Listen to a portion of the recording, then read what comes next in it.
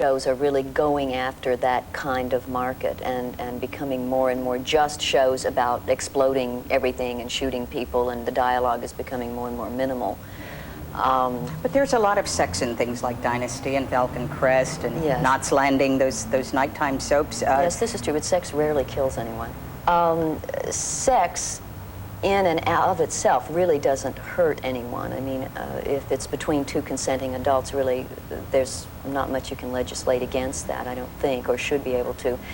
But violence, a lot of the violence, a lot of the aggression seems to desensitize people. And some of the shows have become more and more like Saturday morning cartoons, where people are blown up and then everybody walks away okay.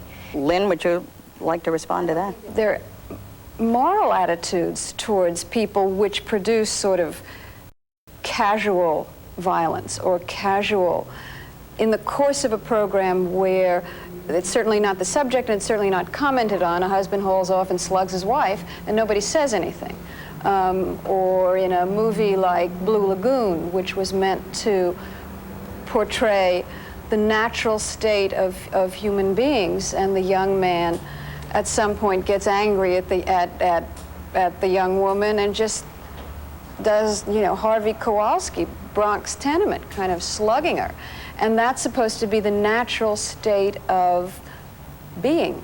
Mr. Zappa, let's bring music into it. What is going on with the music industry? There seem to be music videos that depict violence against women, many sexual images. Is society leading, or is the entertainment media leading society? The entertainment media exists to make money. And if people did not want to consume those things, they wouldn't. Somebody wants to see that. Somebody wants to hear it. Somebody wants to buy it, and it exists because there's a market for it. The MTV that I watch far more than I want to watch has an undertone of anger and aggression. Even when they sing a love song, it's done in a very angry way. And I just have to believe that that has some kind of a cumulative impact. You know, the teenage years tend to be very angry years. Rock and roll has always depicted a certain kind of anger or aggression dating back to Elvis Presley. I mean, parents have always objected to rock and roll, and the teenage years tend to be a time when kids are trying their wings and are angry at the world and trying to figure out where they fit in. And I think rock and roll has always reflected that. And we all grew up to be quite civilized, and I think these kids can survive it too. Ms. Littman, some people would say that what we're seeing in the movies, the increased sexual violence and violence toward women, has to do with the feminist movement. Do you agree with that assessment? You do? I think there's real backlash. The people who create programming are not, either consciously or unconsciously, are not divorced from their own personal experiences. I think it's been a hard time for men and women in America, particularly adjusting to a shift in power. When it comes out in terms of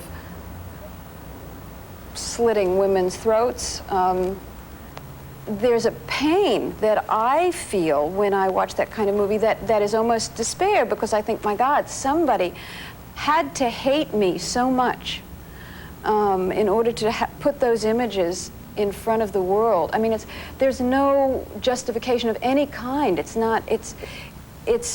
no different from anti-Semitism, it's no different from anti-black, it's no different from any other kind of hatred, of deep hatred, except that it's against 50% of the population. I'd like to ask you whether you agree with Lynn that some of this is reaction to the feminist movement. Sure it is. You said there's like an undertone of anger again, and as a matter of fact, it really also, there's also a strain that also impacts in pornography. Pornography and violence are very similar in that way. If you watch enough of it, it's anger against women. But sexual violence is violence. It's not sex. It's violence. If you can't have normal sex, if you can't have things that are erotic in the movies or on television, what's left? You got an explosion, a car crash, a slasher, or warfare, whatever. You know, there's really very little real sex on television. What it is insulting sophomoric titillation. I think the word we're really searching for is gratuitous. That's the thing. I mean, if there's a reason for sex, if there's a reason for violence, fine, if it plays with the script, if it's valid, but most of it isn't. It's simply an artificial hype. It's put in the script to somehow to hype it up when nothing else is happening. It's an easy out. I think it's from fear. It's from fear that somebody's going to turn a channel. if you don't give them something every 5 minutes, Seconds. yeah, just about. But I mean, if there's not something disastrous, either someone falling into bed or a car blowing up, every 5 minutes between every commercial break. There was a recent newspaper article which said that the American public is turning away from sex in the movies. They still like violence. I think you can go overboard with sex, and you can create some problems and making it appear too casual and having an impact that way. But sex, you're right, does not kill anybody. But I think there is a danger to violence, and we watch so much of it that it doesn't have any impact on us. It seems to be that there is consensus on this panel that you are abhorrent of the violence and not of the sex. Is that correct? Have I? Certain types of violence. I mean, Certain I think types you of really violence. have to qualify it.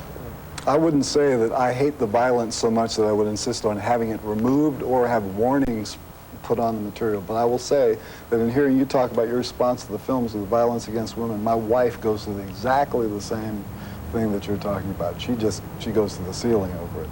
Yeah, but what we're talking about here is whether or not we're upset about sex versus or violence. I'm upset about attitudes towards both. I'd like to ask you each a final question, and that is, when something is produced, should consideration be given to the impact it may have on the viewers or listeners? Mr. Zappa. Yeah, there should be some concern, but it should not be a primary concern. It should be 10th or 20th at best. Because you believe the artist must satisfy himself. The first thing that you have to do is be true to your art, whatever you're doing. Okay. Ms. Littman? Oh, I don't agree with that at all. I mean, the effect of what I do is part of what I do. It's the major part of what I do, and not the effect. The morality or the feeling or the spirit of what I make is absolutely part of it being something I'm proud of. So you do give consideration and would hope others should give consideration as to... I can't say should, but I assume. You wouldn't legislate it, would you? I wouldn't legislate it. I'd certainly hope for it. If you live your life worrying about whether or not you're going to cause somebody to get pregnant from your movie or your song or some of the things that have been suggested by these groups, then how can you do anything? Depends on why you do art or why you do creative stuff. Leave it up to the individual. Yeah, you know? oh, I wouldn't legislate it, but I hope people would think about it. Ms. Fairchild? Well, as an actor, you're sometimes put in a position of portraying a character that maybe does not embody all of the uplifting qualities that you would like to see in mankind. But unfortunately, as an actor, any part of literature or drama or theater or anything requires characters like that if it's going to be reflective of humanity. So I can't always say that some of the characters that I portrayed would be the kind I would want my daughter to grow up to be, nor can I say they're like myself. I do always try to be careful of some of the things that I do, and before we went on, I was mentioning a couple of film scripts that had been offered to me that have come out as major features that I thought were pornographic. I mean, they were pornographic to me to the point that I found them unpleasant, and I turned them down. It's a difficult point to draw that fine line. Mr. Rosenberg, is there a responsibility? Yes, why should we ask any less of artists than we do of politicians? You know, art is communications. You always have to be concerned with what you're communicating. If it would be wrong for the president of our country, for example, to go on television and tell Americans to go and murder every Arab in the country, why is it less wrong for an artist to give just as dangerous a message? I mean, these are not people in isolation. They're people who are idolized by large groups of people. I think that there's a form of responsibility involved. According to an ABC News poll, adult viewers of X-rated movies has increased 50% in the last 5 years. As Jeff Greenfield reported earlier, we used to have a culture that said certain words in pictures were taboo, and we shouldn't